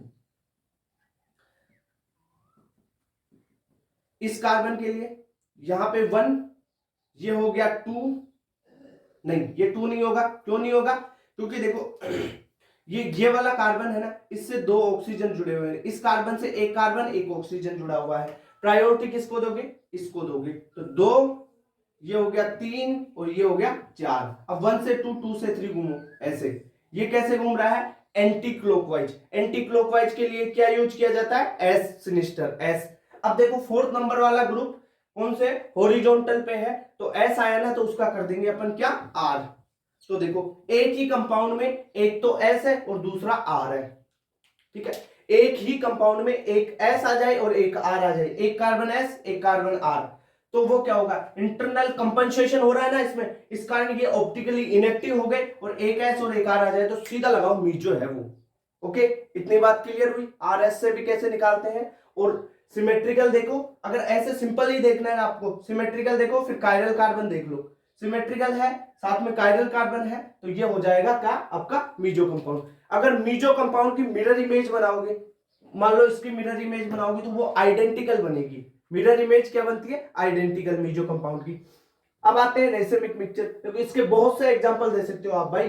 सिमेट्रिकल कंपाउंड बनाओ, कायरल कार्बन लेके आओ, ठीक है। जैसे एक एग्जांपल की बात ही कर लेते हैं अपन।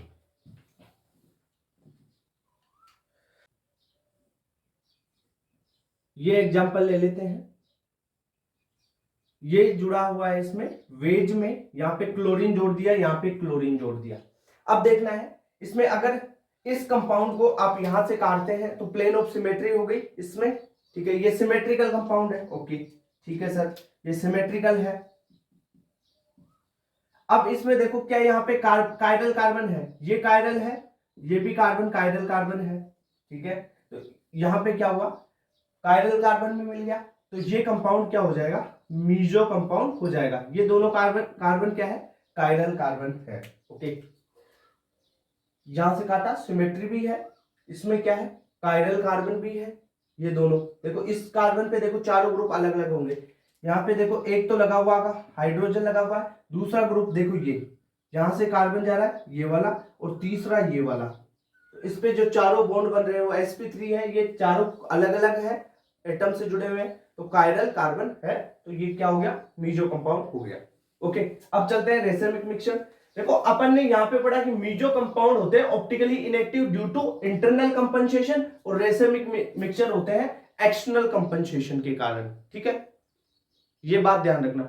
अब रेसिमिक मिक्सचर बनते कैसे, 1:1 का रेशियो, यानी इक्विमोलर रेशियो ले लो। एनेंशियोमर, एनेंशियोमर जानते हो क्या होते हैं, नॉन सुपर इंपोजिबल मिरर इमेज। तो नॉन सुपर इंपोजिबल मिरर इमेज होने चाहिए, और उनका 1:1 का रेशियो लो, वो एक्सटर्नल कंपनसेशन के कारण ऑप्टिकली इनएक्टिव हो जाते हैं वो कहलाते हैं रेशमिक मिक्सचर। ठीक है, नॉन सुपर इंपोजिबल मिरर इमेज का 1:1 का रेशियो लो। ठीक है, जैसे यहां पे अपन बात करें, ये देखो तो ये क्या हो गया, इसका मिरर इमेज हो गया। ओके, नॉन सुपर इंपोजिबल है, 1:1 का रेशियो लेते। अब इसमें बात करें, मान लो ये है, एक्सटर्नल कंपनसेशन कैसे होगा, अगर इसका रोटेशनल एंगल देखें तो थीटा अगर मान लो इसका -45 डिग्री आ रहा है तो इसका थीटा अगर आएगा -+45, तो ये क्या होगा, 0 हो जाएगा अगर अपन जोड़ते हैं तो। इक्विमोलर मिक्सचर लेना है, इक्विमोलर मिक्सचर यानी 1:1 के रेशियो में। ठीक है, एक बनेगा इसमें रेशमिक मिक्सचर अगर अलग करते हैं ना तो एक बनता है डी और एल बनता है, एक होता है डेक्सो रोटेटरी कर देता है, एक होता है लिवो रोटेटरी कर देता है। यानी जो प्लेन पोलराइज लाइट है उसको रोटेट कर देते हैं, एक बार तो डेक्सो रोटेटरी करता है, एक बार लेवो रोटेटरी करता है। ठीक है, इतनी बात क्लियर। रिजोल्यूशन उसे ही बोलते हैं जो separation of enantiomer from racemic mixture, एक बनता है डी और एक बनता है एल, यानी डेक्सो रोटेटरी और लेवो रोटेटरी। तो ये हो गया मीजो कंपाउंड और ये हो गया रेशमिक मिक्सचर। इनमें सबसे इंपॉर्टेंट चीज जो एग्जाम में आ सकती है वो है कि ऑप्टिकली इनएक्टिव होते हैं, क्या कारण है, इंटरनल कंपनसेशन, और ये ऑप्टिकली इनएक्टिव होते हैं, क्या कारण है, एक्सटर्नल कंपनसेशन। ठीक है, इतने पॉइंट याद रह जाएंगे, यही आ सकता है एग्जाम में, इससे बात नहीं जाएगा। ओके, ये हुआ, कंप्लीट करो, स्क्रीनशॉट लो। अब बात करते हैं कैलकुलेशन ऑफ ऑप्टिकल आइसोमरिज्म। कितने ऑप्टिकल आइसोमर बना सकते हो, जैसे अपन ने जीआई की बात की थी, ज्योमेट्रिकल आइसोमर कैसे बना सकते हैं, कितने बना सकते हैं, उनके लिए फॉर्मूले थे कि सिमेट्रिकल कंपाउंड है तो ये फॉर्मूला होगा, अनसिमेट्रिकल के लिए जो एन की वैल्यू ओड और इवन आ रही थी, सब अलग अलग फॉर्मूले थे, 3 फॉर्मूले बताए थे ज्योमेट्रिकल आइसोमेरिज्म में। यहां पर भी उसी फॉर्मेट में चलेंगे अपन। ऑप्टिकल आइसोमेरिज्म में 3 टाइप के फॉर्मूले होंगे, अगर कंपाउंड सिमेट्रिकल है तब क्या करना है, अगर कंपाउंड अनसिमेट्रिकल है तब क्या करना है, सारी कंडीशंस की अपन बात करेंगे। ठीक है, अपन ने जो जीआई थी वहां पे भी अपन ने बात की थी कि जो ऑप्टिकल जो ज्योमेट्रिकल आइसोमर है, अगर वहां कंपाउंड अनसिमेट्रिकल है तो वहां पर भी टोटल जीआई कितने थे, 2n अनसिमेट्रिकल में, वहां पे n क्या था, नंबर ऑफ डबल बॉन्ड जो जीआई शो करते हैं। यहां पे n क्या होगा, number of chiral carbon. Chiral carbon ऐसा कार्बन जिसपे चारों ग्रुप डिफरेंट लगे हुए हों। ठीक है, इतनी बात हो गई। अब चलो आगे चलते हैं। देखो, जैसे कैलकुलेशन ऑफ ऑप्टिकल आइसोमर करना है, पहले कंपाउंड को देखो, अगर कंपाउंड सिमेट्रिकल है या अनसिमेट्रिकल। जैसे यहां पे मैंने कंपाउंड लिखा हुआ है, यहां देखो, इस कंपाउंड को देखो और इस कंपाउंड को देखो, सिमेट्रिकल कौन सा लग रहा है, यहाँ पे देखो CH3 इधर C2H5, ये देखो अगर इसे काटोगे तो ये अनसिमेट्रिकल होगा और इसे काटते हैं तो ये सिमेट्रिकल कंपाउंड होगा। तो अनसिमेट्रिकल कंपाउंड के लिए पढ़ लेते हैं पहले। अनसिमेट्रिकल कंपाउंड के लिए टोटल ऑप्टिकल आइसोमर कितने होते हैं, 2n होते हैं। कितने होते हैं, 2n होते हैं, और n है नंबर ऑफ कायरल सेंटर। अगर यहाँ पे मीजो की बात करें तो मीजो तो 0 होंगे, मीजो कितने होंगे, 0 होंगे। और ऑप्टिकल एक्टिव की भी बात कर सकते हैं, पूछा नहीं जाता जनरली ऑप्टिकल एक्टिव कितने हैं, तो आप अगर ऑप्टिकल एक्टिव पूछे ना तो टोटल ऑप्टिकल आइसोमर है ना उसमें 2 का भाग देना है, यानी 2n/2 कर देना है। ये टोटल ऑप्टिकल आइसोमेरिज्म मिल जाएंगे, ऑप्टिकल एक्टिव मिल जाएंगे आपको किसमें, अनसिमेट्रिकल में। अब देखो एग्जांपल से समझो, जैसे ये कंपाउंड अनसिमेट्रिकल है, कैसे पता चला, इधर CH3 इधर C2H5, बीच में काट के देखो दोनों अलग अलग हो जाएंगे, सेम नहीं है, अनसिमेट्रिकल बन रहा है। ओके, और सिमेट्रिकल अनसिमेट्रिकल चेक करना आता है आपको, 1 मिनट रुको एक बार आ रहा हूं।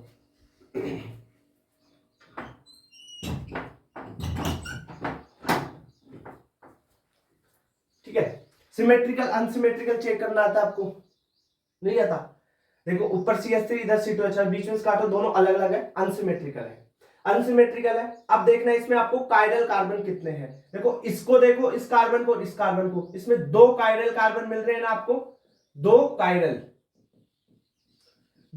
कार्बन मिल रहे हैं। इसका मतलब फॉर्मूला लगाओ, टोटल ऑप्टिकल आइसोमर क्या होते हैं, टोटल ऑप्टिकल आइसोमर क्या होंगे, 2n होंगे। टोटल ऑप्टिकल आइसोमर क्या होंगे, 2n होंगे, और n क्या है, कितने कायरल कार्बन है, 1 और 2, यानी 2 कायरल कार्बन है तो फॉर्मूले में रखो वैल्यू 2 की पावर 2 हो जाएगा, 2 की पावर 2 4।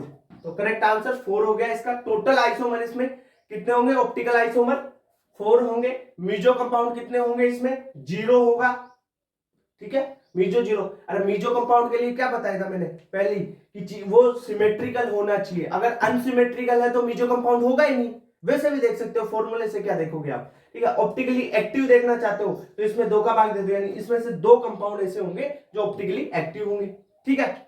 इतनी बात क्लियर। अब अगर मॉलिक्यूल सिमेट्रिकल है, मॉलिक्यूल में सिमेट्री आ गई, तब मीजो कंपाउंड भी देखोगे आप, ठीक है। तो सिमेट्रिकल है, और जो कायरल कार्बन है ना उसके नंबर को देखो, अगर वो ओड में है या इवन में है। इवन का मतलब सम संख्या में है, यानी 2 4 6 8 ऐसे, और ओड में 1 3 5 7 ऐसे, ठीक है। अगर इवन नंबर में है कायरल कार्बन तो आप फॉर्मूला लगाओगे टोटल ऑप्टिकल आइसोमर के लिए 2 की पावर n-1 प्लस 2 की पावर n/2 -1, ठीक है। ये हो गया आपका टोटल ऑप्टिकल आइसोमर। अब इसमें अगर रेसेमिक मिक्सचर की बात करें तो रेसेमिक मिक्सचर होता है जो ऑप्टिकली एक्टिव कंपाउंड होंगे ना उसमें 2 का भाग दे देना। कितना? 2 का। कितने का? 2 का। किसमें? रेसेमिक मिक्सचर क्या होगा? ऑप्टिकली एक्टिव बाई 2, ठीक है। अब सर इसमें ऑप्टिकली एक्टिव कंपाउंड कितने होंगे? तो ऑप्टिकली एक्टिव होंगे, पहला वाला तो ऑप्टिकली एक्टिव है, दूसरा वाला मीजो है, तो लिख दो ऑप्टिकली एक्टिव होंगे 2 की पावर n-1, और मीजो क्या होंगे? याद रखने का तरीका सेकंड वाला 2 की पावर n/2 -1, ठीक है। ऐसे निकाल लोगे आप, ठीक है। अब आते हैं इवन नंबर वाले पे एग्जांपल। जैसे ये एग्जांपल है, इसमें देखो कायरल कार्बन देखो 1 और 2, 2 कायरल कार्बन है, यहाँ पे CH3 यहाँ पे CH3 सिमेट्रिकल है। सिमेट्रिकल और इवन नंबर का कायरल कार्बन आ रहा है तो फॉर्मूला ये लगेगा, इस फॉर्मूले को लगाओ। तो इसमें क्या है? टोटल ऑप्टिकल आइसोमर का फॉर्मूला क्या है? 2 की पावर n-1 प्लस 2 की पावर n/2 -1, ठीक है। इतनी बात क्लियर। अब इसमें देखो कितने हैं कायरल कार्बन? 2 कायरल कार्बन है, लगा दो 2, 2 की पावर -1 प्लस 2, 2/2 -1, यहां पे कितना हो गया? 2 की पावर 1 हो गया, प्लस यहां पे कितना हो गया? 2 की पावर 0 हो गया। ओके, इतनी बात क्लियर आ रही है समझ में?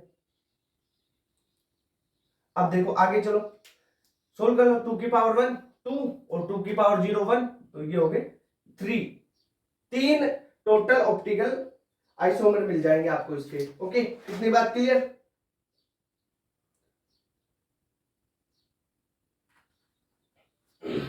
चलो ठीक है, आगे बढ़े। अब देखो अगर ये ओड नंबर में आ जाए, कौन? कायरल कार्बन, तो फॉर्मूला लगाना है टोटल ऑप्टिकल आइसोमर का 2 की पावर n-1, बस सिंपल फॉर्मूला है इसका, पहला वाला है ना, याद रह जाएगा ऐसे। अरे ऐसे थोड़ा याद रखने के तरीके भी याद रखा करो। 2 की पावर n-1 मीजो होंगे 2 की पावर n-1/2, ठीक है। अब देखो ये 2 की पावर n-1/2 GI का ओड वाले पे सेकंड नंबर वाला वो है ये, वैसे देख लो उस वहां से डिलीट कर लो GI वाले फॉर्मूले से, याद रखो, ठीक है। टोटल ऑप्टिकल आइसोमर कितने होंगे? 2 की पावर n-1। देखो पहली बात आपको पूछेगा ना क्वेश्चन में, ना तो मीजो पूछेगा, ना ऑप्टिकली एक्टिव, ना रेसिमिक मिक्सचर। क्वेश्चन में अगर आया ना, क्वेश्चन बहुत रेयर आता है, इसका क्वेश्चन आता ही नहीं है। क्वेश्चन आएगा तो टोटल ऑप्टिकल आइसोमर पूछेगा दोनों में, ठीक है। मीजो ऑप्टिकली एक्टिव वगैरह कुछ नहीं पूछेगा, ठीक है। ये तो सेफ साइड के लिए कर रहे हैं फॉर्मूले अपन। ओके, मीजो होंगे 2 की पावर n-1/2। ऑप्टिकली एक्टिव निकालना है तो टोटल ऑप्टिकल आइसोमर जितने थे उनमें से मीजो को हटा दो, ऑप्टिकली एक्टिव आ जाएंगे। और रेसिमिक मिक्सचर क्या होता है? ऑप्टिकली एक्टिव में 2 का भाग दे दो, ठीक है, वो हो जाएगा। अब देखो एग्जांपल से समझ लो इसको। एग्जांपल करते हैं CH3, यहां पे CHOH, यहां पर CHOH, CHOH, यहां पे CH3। आपको सूडोकाइडल का कॉन्सेप्ट पता है? नहीं पता? चल ठीक है, वो भी बता दूंगा मैं। सूडोकाइडल में क्या होता है, अगर ये कोई कार्बन है, यहाँ पे मान लो ये कार्बन, तो इससे ऊपर वाला ग्रुप और नीचे वाले ग्रुप को देखो, अगर ऊपर वाला R है, दोनों सेम है और कॉन्फ़िगरेशन अलग है, एक R है एक S है, तो वो कार्बन सूडोकाइडल कार्बन होता है, ठीक है। वो आगे बता दूंगा, अभी जस्ट इसको इस एग्जांपल को कर लो, इसके बाद में बताता हूं सूडो कायरल का कॉन्सेप्ट क्या है। ठीक है, तो ये सिमेट्रिकल है, देख लो, तो यहाँ पे 3 कायरल कार्बन हो गए, 3 कायरल कार्बन, ओड नंबर के कायरल कार्बन आते हैं ना, तब आप क्या फॉर्मूला लगाते हो। ठीक है, तो टोटल OI क्या लिखते हो,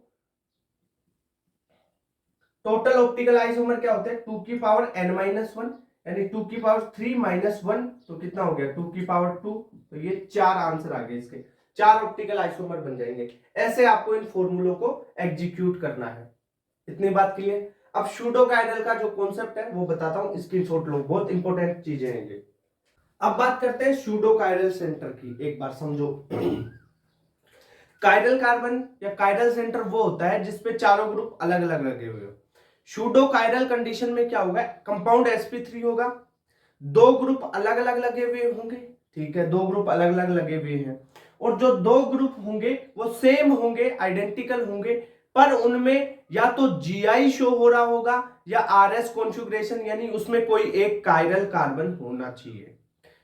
या तो GI शो कर रहा हो, दोनों ग्रुप जो सेम है वो, या उनमें कायरल कार्बन होना चाहिए।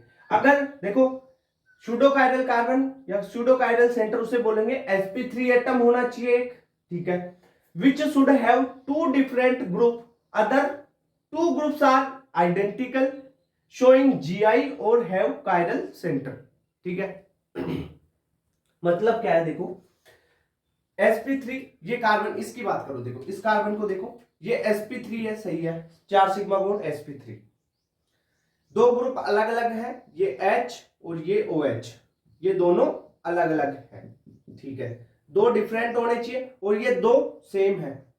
सेम होंगे उनमें या तो GI होना चाहिए या कायरल कार्बन होना चाहिए, उनमें भी कायरल सेंटर होना चाहिए। ठीक है, यानी RS शो कर सके वो।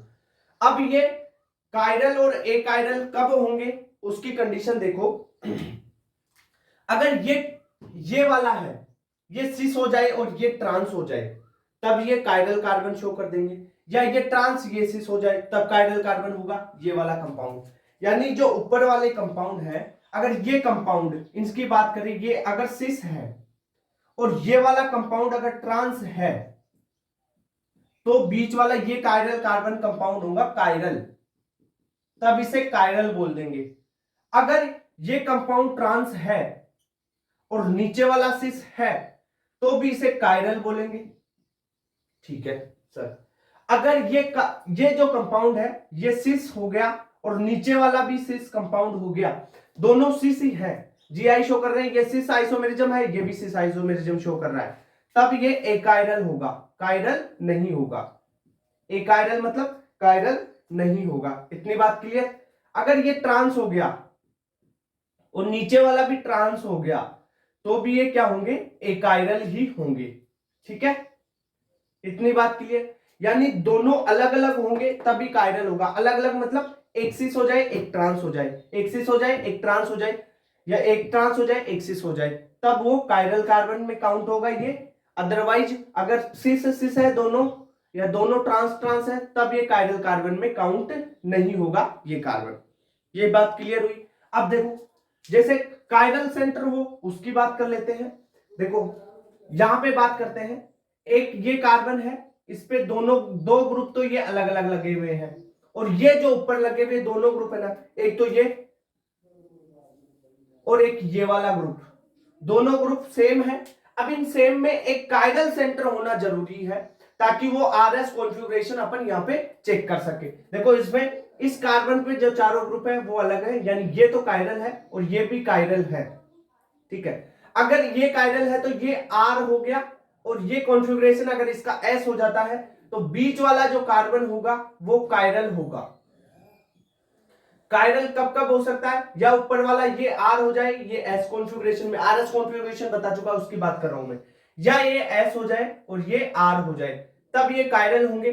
दोनों अगर R है तब एकायरल होगा, यानी कायरल नहीं होगा उसमें, या दोनों SS कॉन्फ़िगरेशन आ जाए तब भी कायरल नहीं होगा ये। तो इसके कायरल होने के लिए क्या जरूरी है कि जो आइडेंटिकल जो सेम ग्रुप थे ना, ये कायरल सेंटर हो, और ये दोनों अलग अलग कायरल, अलग अलग आर और एस शो करे, यानी ये आर शो कर रहा है तो ये एस शो करे, ये एस शो कर रहा है तो ये आर कॉन्फ़िगरेशन शो करना चाहिए, तभी ये कायरल कार्बन में काउंट होगा। इतनी बात क्लियर हुई। यानी सूडो कायरल सेंटर बोलते हैं इन्हें, यानी कई बार ये कायरलिटी शो कर रहे हैं, कई बार नहीं कर रहे, तो सूडो कायरल है ना। तो ये देखो इस टाइम दोनों आर आर है या दोनों एस एस है तब कायरलिटी शो नहीं कर रहे, और एक आर है एक एस है एक एस है एक आर है तब कायरल शो हो रहे हैं। या ऐसे ही बात कर लो सिस ट्रांस में, दोनों सिस है नहीं करेगा, कायरल नहीं होगा, ट्रांस ट्रांस है कायरल नहीं होगा। अगर एक सिस एक ट्रांस है तो कायरल कार्बन होगा इसमें, एक सिस या एक ट्रांस एक सिस है तो कायरल कार्बन होगा। ओके, तो सूडो कायरल का ये कॉन्सेप्ट हो गया। अब अपन एक चीज और देख लेते हैं, जो स्टीरियो आइसोमर है यानी टोटल आइसोमेरिज्म, जीआई और ओआई की टोटल की बात कर ले तो यहां पे बात करते हैं calculation of stereo isomerism. Calculation of stereo isomerism, ठीक है। स्टीरियो आइसोमेरिज्म की बात करें, अगर मॉलिक्यूल अनसिमेट्रिकल है,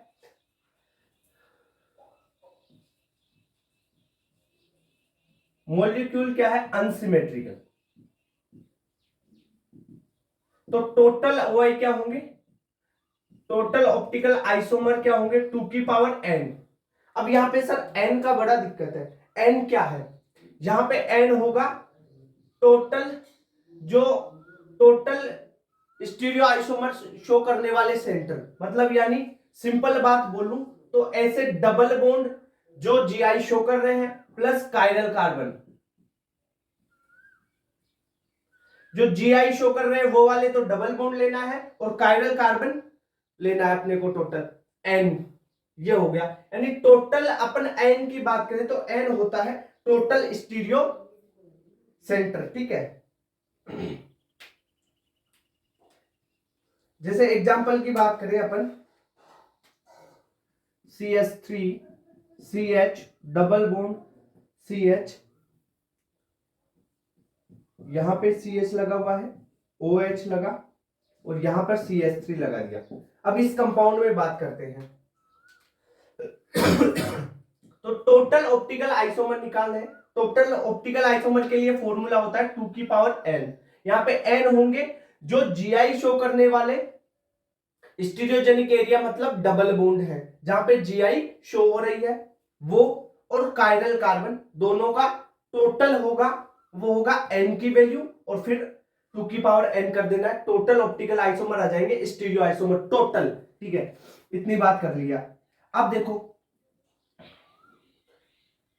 n की वैल्यू क्या है, एक तो है यहाँ पे डबल बॉन्ड जो जीआई शो कर रहा है और एक ये है कायरल कार्बन जो जीआई वो ऑप्टिकल आइसोमेरिज्म शो करेगा, ठीक है। तो टोटल स्टीरियो आइसोमर यानी जीआई प्लस ओआई टोटल की बात कर रहे हैं, तो n की वैल्यू क्या हो गई, 2 हो गई ना, एक तो डबल बॉन्ड और एक हो गया कायरल कार्बन, ठीक है। ऑप्टिकल प्लस जीआई वाले टोटल हो गई, तो ये total stereo isomer total SI, ठीक है।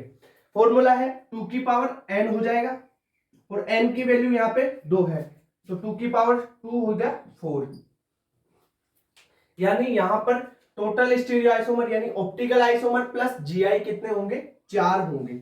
ओके, तो ये हुआ कैलकुलेशन ऑफ स्टीरियो आइसोमेरिज्म का, ये चैप्टर आइसोमेरिज्म वाला। अब इसमें अपन कन्फर्मर्स बचे हुए हैं तो वो नेक्स्ट लेक्चर में करने वाले हैं। Okay, thank you.